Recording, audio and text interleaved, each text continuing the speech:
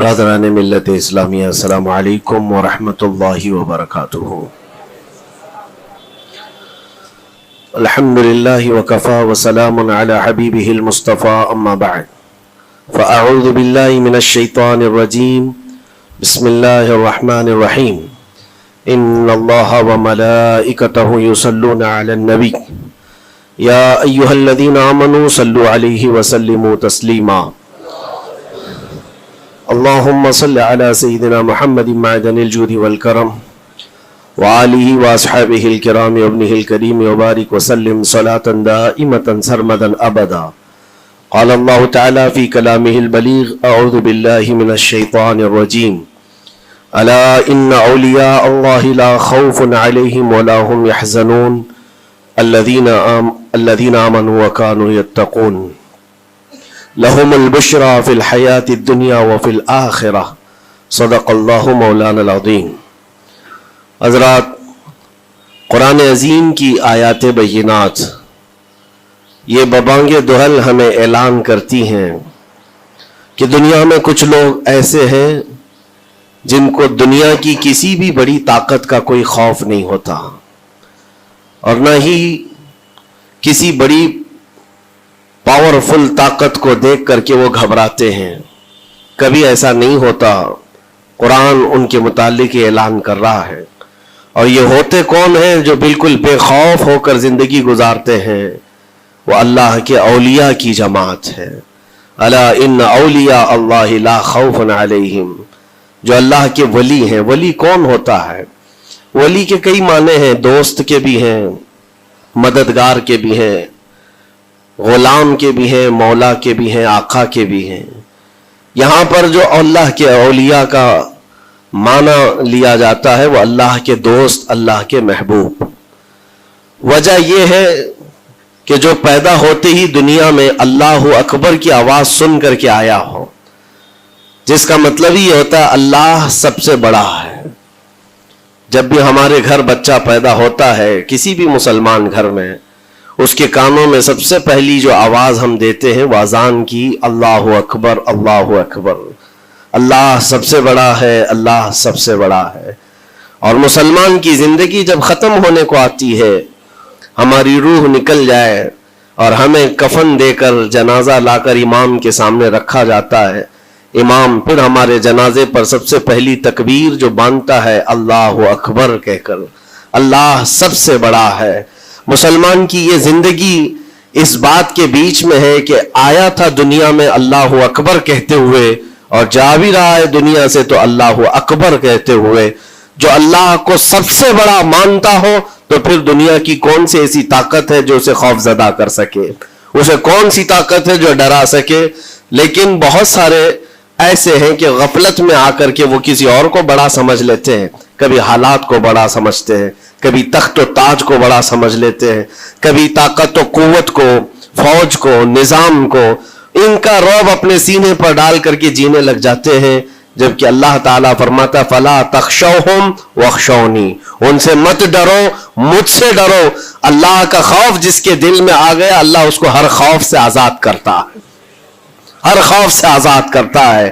ہم ہندوستان کے جملہ مسلمان جتنے بھی ہیں، ایک مرد قلندر، مرد درویش، سیدی سرکار معین الدین حسن چشتی غریب نواز کے اس ہند میں رہتے ہیں۔ ظاہر سی بات ہے کہ ان کی سیرت ہم سب کے لیے ایک بہت بڑا مشعل راہ ہے، بہت بڑا نمونہ عمل ہے۔ آپ کو پتا ہے غریب نواز کو ہند الولی کہا جاتا ہے۔ وجہ یہ ہے کہ ولی کا ہندوستان ہے، یہ نہیں ہے کہ ہندوستان کا ولی، بلکہ یہ پورا ہند ہی ولی کا ہے۔ دربار غریب نواز سے ہندوستان کو جوڑا گیا ہے، سلطان الہند بھی کہا گیا، سلطان الاولیاء بھی کہا گیا۔ لیکن جانتے ہیں ان کے آنے کا راستہ اتنا پیچیدہ تھا۔ وہ سن 583 کی بات تھی، 583 ہجری چل رہی تھی، جب آپ حرم کعبہ سے نکل کر مدینہ طیبہ جا رہے تھے۔ اس وقت آپ کی عمر تقریباً 45 سال کے آس پاس کی تھی۔ نہایت ہی عبادت گزار، تقوی شعار، 20 سال اپنے پیر و مرشد کی خدمت کر کے وہ حرم کعبہ میں پہنچے تھے۔ 20 سال کے بعد جب مسجد نبوی میں گئے تو تو عجیب سی کیفیت تھی. سلام کیا رسول پاک صلی اللہ علیہ وسلم کے دربار میں تو جواب قبر انور سے آیا وعلیک السلام یا معین الدین شیخ البر والبحر. اے معین الدین تجھ پر میری سلامتی ہو, اللہ کی سلامتی ہو جو خشکیوں کا بھی اور تریوں کا بھی تجھے امام بنایا گیا ہے. اور آواز یہ نبی کریم صلی اللہ تعالی علیہ وسلم کے دربار سے سننے والی آواز تھی. آپ گھبرائے تھے, تھوڑا سا سراسیمگی تھی. یہ ہندوستان کی طرف اشارہ کر کے میرے آقا صلی اللہ تعالی علیہ وسلم نے فرمایا تھا کہ تجھے ہند کی ولایت دی جاتی ہے. اس وقت تک سرکار غریب نواز کو نہ ہندوستان آنا کبھی ہوا تھا, نہ ہندوستان کے علاقوں کو آپ نے کبھی دیکھا تھا, کیونکہ سجستان جو یہاں سے کافی دور ہے, افغان کے قریب ایک علاقہ سنجر جہاں پر آپ کی ولادت ہوئی, وہاں سے نکل کر کے آپ نیشاپور میں آباد رہے. اس کے بعد 40 سال کے بعد حرم کعبہ اور حرم مدینہ میں رہے. لیکن اچانک یہ بات کہ تمہیں ہند کی ولایت دی جاتی ہے ایک تعجب والی بات ہے. نئی جگہ پر بھیجا جا رہا ہے. آپ دوبارہ شام میں نبی پاک صلی اللہ علیہ وسلم کے دربار میں حاضر ہوئے اور سلام پیش کرنے کے بعد, کیونکہ یہ خوشی کی بات تو سب کے لیے تھی کہ ہندوستان کو اللہ تعالیٰ ایک عظیم ولی بھیج رہا ہے, لیکن جس کو بھیجا جا رہا ہے وہ بے قرار تھا, بے چین تھا, کیونکہ نہ راستے پتہ ہے نہ ملک کے حالات معلوم ہیں. بارگاہ مصطفیٰ صلی اللہ علیہ وسلم میں دوبارہ جب حاضری ہوئی, عرض کیا آقا آپ کا حکم, اس کی تعمیل کے لیے بندہ حاضر ہے, لیکن نہ یہ فقیر ہندوستان کے راستے دیکھا ہے, نہ وہاں کے حالات معلوم ہے. حضور پاک صلی اللہ تعالی علیہ وسلم کے دربار میں یہ اپنی بپتا سنا رہے تھے, داستان غم سنا رہے تھے. غنودگی طاری آ گئی, یعنی نیند سی کیفیت آ گئی, اور بارگاہ رسول صلی اللہ علیہ وسلم میں ایک دیوار پر ٹیک لگا کر جیسے ہی آپ کی آنکھیں بند ہوئی, رسول کریم صلی اللہ علیہ وسلم تشریف لائے اور اشارہ فرما کر پورے ہندوستان کے نقشے آپ کے سامنے کھول کر رکھ دیے, اور پھر غریب نواز کو یہ بتایا بھی کس جگہ سے تمہیں سفر کرنا ہے, کیسے تمہیں جانا ہے اور کہاں تمہارا مسکن ہوگا. سرکار غریب نواز فرماتے ہیں اس ایک خواب میں میں نے رسول کریم صلی اللہ تعالی علیہ وسلم کے ہاتھ میں اجمیر کے پہاڑ بھی دیکھ لیے, وہاں کے قلعے بھی دیکھ لیے تھے جو موجود تھے. اور اس کے بعد پھر کس بات کا خوف ہے, کس بات کا ڈر ہے, جنہوں نے راستے بتائے ہیں وہ ہادی رسول, وہ ہادی عالم ہے. نبی پاک صلی اللہ علیہ وسلم آئے ہیں پوری کائنات کو راستہ دکھانے کے لیے, اور جنہوں نے غریب نواز کو ہند کا راستہ بتایا ہو, پھر ڈر کس بات کا. جب آپ بیدار ہوتے ہیں تو اپنے ساتھ 40 قطب اس اولیاء کرام کی جماعت لے کر مدینہ طیبہ سے سفر کے لیے نکلے تھے. میرے عزیزو, اب بات یہاں آتی ہے, اسی لیے مدینہ طیبہ سے یہ پورا پلان ہوا ہے, مدینہ طیبہ سے بھیجا گیا ہے, مدینہ طیبہ سے پلیسمنٹ ہوا ہے. اسی وجہ سے آج تک تاریخ غریب نواز کو عطائے رسول کہتی ہے. عطائے رسول ہے, رسول اللہ کی عطا ہے, ہندوستان والوں کے لیے خاص عطا ہے میرے آقا صلی اللہ علیہ وسلم کی. جب وہ سفر کے لیے نکلے, سن 83 سے چلے تھے, تو یہاں ہندوستان پہنچتے پہنچتے آپ کو 87 یعنی 4 سال کا عرصہ لگ گیا تھا. 4 سال کے عرصے کے بعد آپ پہنچے. میرے عزیزوں, نہ پلینوں کا سفر نہ جہازوں کا سفر کہ اڑ کر کے ادھر سے ادھر آ گئے, وہ تو پیدل قافلہ نکلا تھا, درویشوں کا قافلہ تھا, اور وہاں مدینہ طیبہ سے نکل کر بغداد پہنچے. بغداد میں اولیاء کاملین کی صحبت پائی, وہاں سے پھر نیشاپور, پھر اس کے بعد ہرات, اور افغان کے علاقے ہوتے ہوئے لاہور پہنچے. لاہور میں سرکار داتا گنج بخش عالم رحمت اللہ تعالی علیہ کے دربار میں چلہ کشی فرمائی, وہاں سے دلی پہنچے. یہاں یہ پورا جو راستہ ہے 4 سال کا, میرے عزیز و تاریخ میں ہے. سرکار غریب نواز جس راستے سے چلتے جاتے تھے, جو کافر یا مشرک بھی دیکھتا وہ دائرہ اسلام میں داخل ہو جاتا تھا. نور الہی, نور وحدت کا ٹکڑا آپ کی جبین اقدس پر ایسا چمکتا تھا کہ لوگ جو آتے وہ پھر آپ کی صحبت سے دور کوئی جاتا نہیں تھا. دلی میں جہاں آپ آئے, یہ ایک عجیب اتفاق ہے, اس وقت کھانڈے راؤ ایک بڑا راجہ تھا, اس کا قلعہ تھا, اس کے سامنے ہی آپ نے پڑاؤ ڈال لیا. سرکار غریب نواز رضی اللہ تعالیٰ عنہ کی یہ داستان, یہ تاریخ, وہاں پر آپ نے اپنا پڑاؤ ڈال لیا. اور ان بت پرستوں کے لیے ایک بڑا پیچیدہ مسئلہ تھا کہ ایک درویش آیا ہے, ایک بات میں آپ کو بتاؤں, یہ جو تعصب آج پھیلا ہوا, یہ زہر پھیلا ہوا, یہ آج کا نہیں ہے, یہ باپ داداؤں کے پشت میں بھی ان کے موجود رہا ہے. اسلام اور مسلمانوں کے خلاف زہر مشرکین کے دلوں میں یہ بہت پرانی چیز ہے, نئی نہیں ہے, بہت پرانی چیز ہے. تعصب دلوں کے اندر کڑھن رکھنا اور کبھی ایکسپٹ نہ کرنا, یہ سرکار غریب نواز جس دن ہند میں قدم رکھ رہے اسی دن سے آپ نے اس کو فیس کیا ہے, اسی دن سے آپ نے اس کو دیکھا ہے. اور وہاں پر کھانڈے راؤ کی جماعت نے بہت کوششیں کی کہ یہ دلی میں داخل ہوا, یہیں سے ان کو ختم کر دیا جائے, نکال دیا جائے.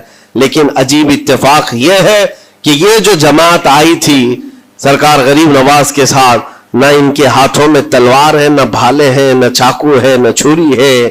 یہ تو گدڑیاں پہنی ہوئی درویشوں کی جماعت تھی, گدڑیاں پہنی ہوئی درویشوں کی جماعت جو جھولے میں سوکھی روٹی رکھتے تھے اور پانی میں بھگو کر کھا لیا کرتے تھے. ان کے پاس نہ کوئی ہتھیار ہے, نہ کوئی سامان ہے, ہر سامان جنگ ہے. ان کو نکالا جائے تو کس بات سے نکالا جائے, ہمت بھی نہ ہوتی تھی. یہاں تک کہ جو آپ کو وہاں سے جانے کی بات کرنے کے لیے آتا تھا, تھوڑی دیر محفل میں بیٹھتا اور کھڑا رہتا اور کلمہ پڑھ کر پھر مشرف اسلام ہو جاتا. دلی کے اندر ایک دن کے اندر 1000 لوگ اسلام میں داخل ہوئے تھے. سرکار غریب نواز رضی اللہ تعالیٰ عنہ نے تلوار سے اسلام میں داخل نہیں کیا ہے, نہ ہی کسی کو ڈرا دھمکا کر کے. وہ سوکھی روٹی کھانے والے کس بات سے ڈراتے لوگوں کو؟ ان کے پاس کون سا ایٹم بم تھا؟ یہاں موجود جو راجے مہاراجے تھے ان کے پاس فوج بھی تھے, ہاتھی بھی تھے, گھوڑے بھی تھے, سب کچھ تھا. لیکن آنے والا مرد قلندر کیا لے کر کے آیا تھا تاریخ میں بتایا جاتا ہے. یہ وہ زمانہ تھا جب شہاب الدین غوری ہند کے اوپر حملے کر کے یہاں پر آنے کی کئی مرتبہ کوشش کیا. یہ افغان کا بادشاہ تھا شہاب الدین غوری, جب ہندوستان پر کئی مرتبہ حملے کر کے ناکام لوٹ رہا تھا, بیچ راستے میں ان فقیروں کی جماعت سے بادشاہ کی جماعت کی ملاقات ہو گئی. سپاہی جا رہے تھے شکست کھا کر اور یہ درویشوں کا قافلہ ادھر آ رہا تھا. دیکھا پہچانی سی صورتیں لگتی ہیں. جا کر کے ایک سپاہی نے پوچھا, بابا آپ لوگ کہاں جا رہے ہیں؟ تو بابا جو جماعت میں آ رہے تھے انہوں نے کہا ہندوستان فتح کرنے جا رہے ہیں. بڑی بات ہے, گدڑیاں پہنے ہوئے, پیون لگے کپڑے ہیں, جھولیاں لٹکائے ہیں. اور اس نے دیکھ کر کے کہا مارا سپاہی نے, کہا یہ دیکھتے ہو ہمارے بادشاہ کی فوج ہے, اس میں ہاتھی گھوڑوں کی تعداد دیکھو, ذرا سامان جنگ تو دیکھو, اس میں نیزے تلواروں کی چھنک تو دیکھو, اور آپ یہ چند فقیروں کی جماعت لے کر ہند فتح کرنے کی بات کر رہے ہیں. تب سرکار غریب نواز کے کانوں میں آواز آئی تو آپ نے کہا, اس سے کہہ دو فرق یہی ہے, تم جب لڑنے کے لیے جاتے ہو تو یہی ہاتھی گھوڑے اور تلواروں کے بھروسے جاتے ہو, معین الدین صرف اللہ اور اس کے رسول کے بھروسے جا رہا ہے. ہمارے پاس جو طاقت ہے وہ اللہ اور اس کے رسول کے ساتھ ہونے کی طاقت ہے. آج کے زمانے میں غریب نواز کا یہ جملہ ہمارا حوصلہ بڑھا دیتا ہے. کوئی ہو یا نہ ہو, اللہ ہمارے ساتھ ہے, اللہ ہمارے ساتھ ہے. حالات جتنے بھی بدلتے جائیں لیکن میرے عزیزو اللہ حی و قیوم ہر چیز کو دیکھ رہا ہے, اس سے کوئی چیز غافل نہیں ہے. بعض لوگوں نے یہ شوشے چھوڑنا شروع کر دیے کہ اب ان کا مستقبل کیا ہوگا, اب ان کا فیوچر کیا ہوگا, نئی حکومتیں آئیں گی, نیا نظام آئے گا, اب تمہاری نہ مسجدوں کی خیر ہے, نہ میناروں سے آواز آئے گی, نہ تمہاری اذانوں کا اور نہ ہی تمہارے نمازوں کا کچھ فیوچر ہے. یہ سب باتیں ان لوگوں کے ذریعے سے آ رہی ہے جو کسی کے فضلہ خار ہیں یا کسی کے الیکشن کے پیسے کھائے ہوئے لوگ ہیں. میں کہتا ہوں جو سچا مومن ہے وہ اس بات پر عہد کرتا ہے, کربلا کی سرزمین پر بھی اذان کی آواز بند نہ ہو سکی تھی, جہاں بہتا خون بھی بتا رہا تھا اسلام زندہ ہوتا ہے ہر کربلا کے بعد. آج بھی حالات اگر ہمارے موافق نہیں ہے تو میرے عزیزوں نسلوں میں کوئی تو آئے گا جو صلاح الدین بن کر کے ابھرے گا, نسلوں میں کوئی تو آئے گا جو غریب نواز کا غلام بن کر معین الدین بن کر کے نکلے گا. اس لیے کہ حالات ہر وقت ایک طرح کے نہیں ہوتے. ہم نے تاریخ دیکھی ہے اور رب تعالیٰ کا قانون ہے, کبھی بادشاہوں کو فقیر بنا دیتا ہے اور کبھی فقیروں کو بادشاہ کا منصب عطا کر دیتا ہے. جب سرکار غریب نواز دلی کے سرزمین پر آپ بیٹھے ہوئے تھے اپنے صوفیہ کی جماعت کے ساتھ, ایک دسترخوان لگا ہوا تھا، دسترخوان لگا ہوا ہے، اولیاء اکرام کی جماعت ہے، ایک دوسرے سے بات چیت کر رہے ہیں۔ دلی میں اس وقت حالات عجیب تھے، ایک چھوٹا سا لڑکا جس کی عمر 13 یا 14 سال کی رہی ہوگی، وہ اپنے ہاتھ میں کھٹوری اور ایک تیر اور ترکش لے کر کے سامنے سے جا رہا تھا۔ اولیاء کی نظر اس پر پڑی، سرکار غریب نواز نے نظر اٹھا کر دیکھی، اور سامنے سے مجمع سے جانے والے بچے بہت سارے ہوتے ہیں، کوئی آیا گیا، لیکن غریب نواز نے نظر اٹھا کر دیکھا اور پھر صوفیہ کی جماعت سے کہا کہ دیکھنا یہ کل دلی کا بادشاہ بن کر کے نکلے گا، ہندوستان کی پوری سلطنت اس کے پاس ہوگی۔ تاریخ میں موجود ہے، غریب نواز کی زبان سے نکلا ہوا یہ جملہ، وہ لڑکا کوئی اور نہیں تھا، سلطان شمس الدین التمش، جو ہندوستان کا طاقتور بادشاہ بن کر کے نکلا تھا۔ ہاں، وہ جس کو چاہے نواز دے اور جس کو چاہے اٹھا دے۔ عزیزان گرامی وقار، ہمارے امتحان کی گھڑی چل رہی ہے، ہمارے حالات ابھی یعنی بیک کی طرف اگر جا رہے ہیں تو اس کا مطلب یہ نہیں ہے کہ ختم ہو گئے، ہم یہ دیکھتے رہیں گے اور رب تعالیٰ کی مدد کا انتظار بھی کریں گے۔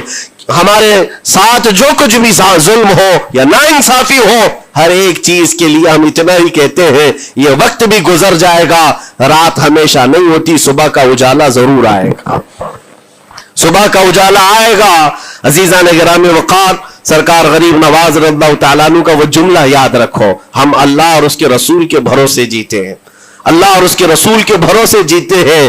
طاقتیں، قوتیں یا تخت و تاج ہمارے مخالف ہو جائے تو یہ نئی بات نہیں ہے، اسلام کے ساتھ یہ ہر بار ہوتا رہا ہے، اس سے پہلے بھی ہوا ہے، حالات ہمارے مخالف رہے۔ اولیاء کاملین کی جماعتیں دیکھیے، اہل بیت اطہار، رسول اللہ کی آل، اتنے میں آپ کو شہادت کے واقعات اگر بتا دوں، آپ کو تو صرف ایک کربلا معلوم ہوگا، ایک کربلا سنا ہوگا کثرت سے، لیکن جانتے ہو رسول اللہ کی آل میں سے کئی ایسے صاحبزادے ہیں جن کو جیلوں میں ایک سال نہیں 7 سال 8 سال تک بند رکھا گیا۔ امام موسیٰ کاظم رضی اللہ تعالیٰ عنہ کو 7 سال تک جیل میں رکھا، زنجیروں سے باندھا اور زہر دے کر کے ان کو شہید کیا گیا ہے۔ حضرت امام محمد بن حسن عسکری 20 سال تک جیل میں کاٹے ہیں۔ یہ رسول اللہ کے گھر والوں کی بات کر رہا ہوں۔ سیدنا زید شہید جن کو سولی پر چڑھا دیا گیا تھا، یہ امام حسن مجتبیٰ کی اولاد میں سے ہے۔ یہ سارے خونی داستانیں یہاں اسلام کی تاریخ میں موجود ہے۔ جب اسلام اس وقت نہیں رکا تو اب کیا خاک رکے گا؟ اسلام اب نہیں رکنا ہے، قیامت تک اس کی حفاظت اللہ کریم فرمائے گا، اللہ کریم فرمائے گا۔ ہم جیسے آئیں گے اور چلے جائیں گے، لیکن اسلام کو پھلنا پھولنا ہے، یہ پھلتا پھولتا ہی رہے گا انشاءاللہ۔ آپ کی ذمہ داری اتنی ہے، آپ کی اتنی ذمہ داری ہے، حالات دیکھ کر کے بچوں کو یہ نہ کہنا کہ بیٹا آپ جیسے حالات چل رہے ہیں ویسے ہی چلتے رہو، نہیں، اپنے بیٹوں کو یہ ترغیب دینا کہ بیٹا آج ہم امتحان کی گھڑی میں ہیں، کل اگر اللہ نے حالات اچھے کر دیے تو یاد رکھنا جس جگہ بت کدے بنے ہماری مسجدوں کو توڑ کر انشاءاللہ وہاں سے اذان کی آواز پھر سے گونجے گی، اذان کی آواز آئے۔ یہ بچوں کو نصیحت ہونی چاہیے، ہماری تاریخ مٹانے سے مٹتی نہیں ہے، ایک دور آئے گا پھر جب اللہ کریم چاہے تو یہ تاریخ کھل کر کے لوگوں کے سامنے آئے۔ ہم کسی پر ظلم کرنے کی اجازت ہرگز نہیں دیتے، اور ساتھ ہی اسلام یہ بھی کہتا ہے ظلم ہو جائے تو سہنے کی اجازت بھی نہیں ہے، آپ کو حق بات بول کر جانا ہے، حق بات پہنچا کر کے جانا ہے۔ بولنے میں کیا ہے، ہماری زبان کاٹی جائے گی، ہماری گردن ماری جائے گی، لیکن حق بات کی حفاظت نسلوں تک منتقل کرنا اللہ کریم کی طرف سے ایک بہت بڑا انعام ہے، اس کا بہت بڑا انعام ہے۔ یہ تو ہم کر ہی سکتے ہیں، ہماری نسلوں کو یہ بات بتائیں گے انشاءاللہ العزیز۔ یہ غریب نواز کا ہندوستان کل بھی تھا، آج بھی اور ہمیشہ رہے گا انشاءاللہ۔ سرکار غریب نواز کا پھیلایا ہوا یہ چراغ کبھی پھونک کے پھونکوں سے بجھایا تو نہیں بجھایا جا سکتا۔ آپ دلی کی سرزمین سے جب اجمیر معلیٰ پہنچے تھے، یہ تقریباً 7 مہینے کا سفر تھا غالباً۔ اس سفر کے دوران کئی ہزار لوگ اسلام میں داخل ہوئے تھے، اور آپ کو اس کے بعد کی تاریخی حالات معلوم ہے۔ جادوگروں نے مقابلہ کیا، راجوں مہاراجوں نے، بادشاہوں نے مقابلہ کیا، اور فوج نے مقابلہ کیا، نہ جانے کتنے لوگ۔ ایک بار تو ایسا ہوا کہ انا ساگر کی اس پہاڑی پر آپ ذکر میں مشغول تھے، راجے نے کئی مرتبہ یہ سوچا کہ ان کو مار کر کے یا کسی طرح سے بھگائیں، لیکن جب نہیں ہوا تو راجہ سے کسی نے کہا یہ منتر والا کوئی فقیر ہے، اس کا توڑ منتر والے سے ہی ہوگا. تو اس وقت جو بہت بڑا ان کا ایک منتر جاپ کرنے والا پجاری تھا، اس وقت اس تاریخ میں اس کا نام رام دیو بتایا گیا ہے، یہ والا نہیں ہے، اس زمانے کا تھا. اور اس کو راجا نے جا کر کہا، وہ کبھی کسی سے مقابلے کے لیے آیا نہیں تھا، اس نے حامی بھر لی کہ ہاں ٹھیک ہے، میں جاؤں گا، دیکھتا ہوں کون فقیر آیا ہے ہماری اس دھرتی پر، اور میں جاپ کروں گا، اگر جادو ہے تو جادو سے میں کاٹ دوں گا.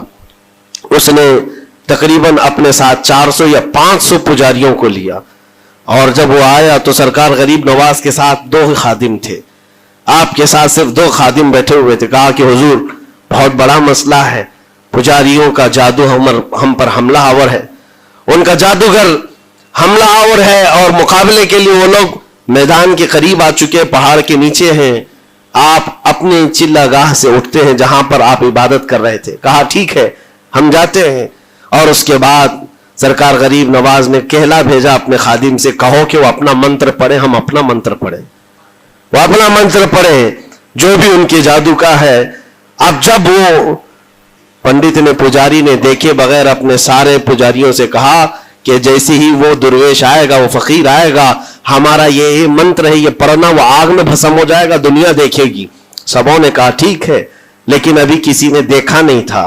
لیکن جیسے ہی وہ اپنی جھوپڑی سے یہ مرد قلندر جلوہ رسول لے کر کے نکلا تھا، جمال رسول لے کر نکلا تھا. بیٹا ہے کس کا؟ حسن و حسین کا بیٹا ہے، فاطمہ زہرا کا بیٹا ہے. جیسے ہی باہر آئے، وہ منتر جو سکھایا گیا تھا سب کے قریب قریب آئے. 400 لوگوں نے وہ غریب نواز کی پیشانی کو دیکھ کر منتر پڑھنا شروع کیا. اور منتر کیا تھا؟ ان کی زبان سے لا الہ الا اللہ، لا الہ الا اللہ، لا الہ الا اللہ. لوگوں نے کہا یہ ادھر کیسے آ گیا کلمہ؟ اور جا کر اس رام دیو سے کہا گیا، اس نے کہا کہ یہ 400 کے 400 لوگ تو کوئی اور ہی کلمہ پڑھ رہے ہیں، کوئی اور ہی کلمہ پڑھ رہے ہیں. وہ اتر کر کے آیا ہاتھی کے کجاوے سے نیچے، اور سرکار غریب نواز کو دیکھا تو اس نے کہا یہ جھوٹ نہیں کہہ رہے، میں بھی وہی پڑھتا ہوں جو یہ پڑھ رہے ہیں. آپ کو تاریخ میں پتا ہو کہ اس کا نام سرکار غریب نواز نے شادی دیو رکھا اور اپنے مریدین میں شامل فرمایا، اور زندگی بھر سرکار غریب نواز کے خلفاء میں اور آپ کے خادموں میں شامل رہا.